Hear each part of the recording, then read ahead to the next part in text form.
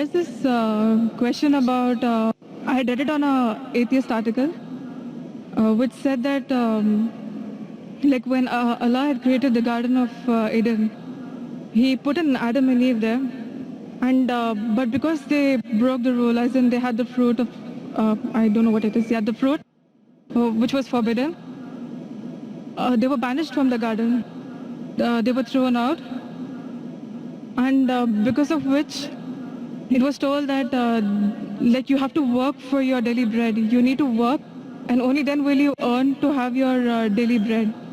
Likewise, it was also told that women, they would their pain in pregnancy would increase. It's like till now the same thing is happening. We have to work hard, we have to struggle, we have to do everything necessary to earn a daily bread. And the same thing with the women, like they are dying in pregnancy, their pain is increased. Why is it that if Allah Himself had punished them so badly, till date, they are like with the same punishment? How is it that it is an example for others to forgive other people when Allah Himself has not forgiven? Or guide me right. Sister asked a very good question. She rightly said that what you're quoting, sister, is about the Bible.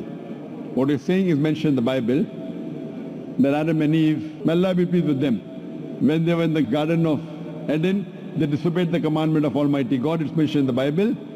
And it's mentioned in Genesis chapter number 3, verse number 23, that Almighty God punished them and He threw them out of the garden. And Almighty God says in Genesis chapter 3, verse number 16, that you women, because you have disobeyed God, you shall give birth to children in pain, and your desire shall be that of the husband. So according to the Bible, pregnancy is a curse on the woman. This is what you're quoting is the Bible. And I agree with you that how can God not forgive? In Christianity, the full blame in the Bible is put on the woman, Eve. May Allah be pleased with her. In Quran, if you read, there is not a single place in the Quran where the blame is put only on Eve. The blame is equally put on Adam and Eve both. May Allah be pleased with them. If you read in the Quran, it's mentioned in Surah Araf, chapter number 7, verse number 19 to 27, that Adam and Eve, may Allah be pleased with them, both of them, they disobeyed God. Both of them, they repented, and both were forgiven. The blame is put equally on them. There is not a single verse in the Quran where the blame is only put on Eve. May Allah be pleased with her. But there is a verse in the Quran in Surah Taha, chapter number 20, verse number 121, which says that Adam, peace be upon him, he disobeyed God. So there is one verse which speaks only about Adam, peace be upon him, but as a whole, if you analyze, the Quran puts the blame on both of them, Adam and Eve, both of them. May Allah be pleased with them. In the Bible, the blame is only put on women, and because of that, Almighty God says, you shall bear children in pain, and your desire will be that of the husband. So pregnancy according to the Bible is a curse. But if you read the Quran, pregnancy is not a curse, pregnancy uplifts the woman. Allah says in the Quran in Surah Nisa, chapter 4, verse number 1, respect the womb that bore you.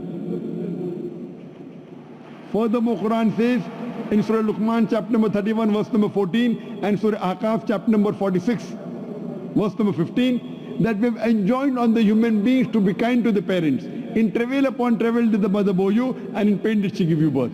So here we realize that the Quran says that we have to respect your parents, especially your mother. And our beloved Prophet Muhammad said, it's mentioned in Sahih Bukhari, volume number 8, in the book of Adab, chapter number 2, hadith number 2, a man approaches Prophet Muhammad and asks him that who deserves the maximum love and companionship in this world. So the Prophet replies, your mother. The man asked after that too. The Prophet again says your mother. The man asked after that too. Again the Prophet says your mother. The man asked after that too. Then for the fourth time the Prophet says your father. That means 75%. 3/4 of the love and companionship goes to your mother. 25%. 1/4 goes to the father. In short, mother gets the gold medal, she gets the silver medal as well as the bronze medal. The father has to be satisfied with a mere consolation prize. So these are the teachings of Islam In Islam, pregnancy uplifts the woman. And I agree with you, once Almighty God has forgiven the human beings, how can you keep on punishing them? So this is the difference between Islam and Christianity, sister. So are you convinced with the answer? Yes, definitely. Do you want to accept Islam now? Yes. Do you believe that there is one God? Yes, I do. Do you believe Jesus is God? No. Do you believe Prophet Muhammad, peace be upon him, is the last and final messenger? Yes, I do. Is anyone forcing you to accept Islam? No.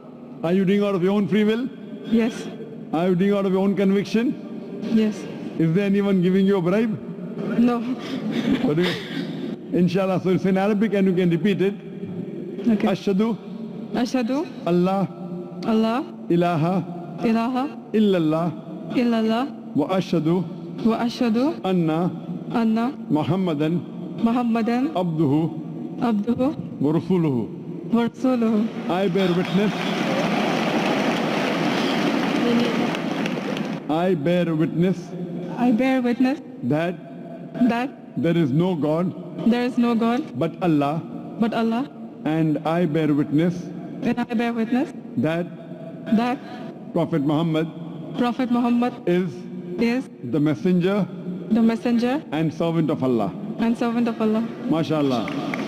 You are a Muslim, and I pray to Allah subhanahu wa ta'ala that to guide you and help you guide your family members also, and to give you the best in this world as well as in the next life. And inshallah grant you Jannah.